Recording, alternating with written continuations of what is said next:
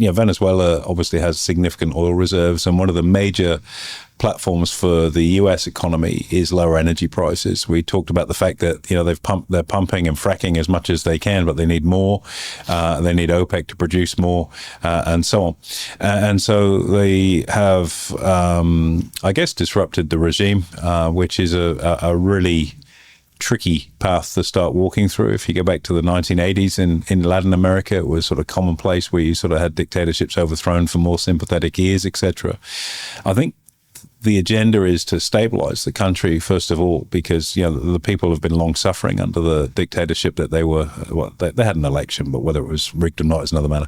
Under the environment there were a vast quantity of immigrants leaving from Venezuela.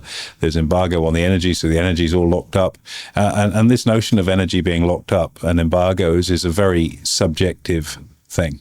So if you take Russia, which has been subject to sanctions and not able to export oil, it has been exporting oil to the nth degree. It's been exporting it to China. So once again, China's in a situation where it's able to buy illegal oil significantly cheaper, to have lower cost energy to put into its economy to continue to be even more competitive. And I think America's had just about a gutful of it. And they've gone, well, if that's the game that's being played, we'll do the same thing.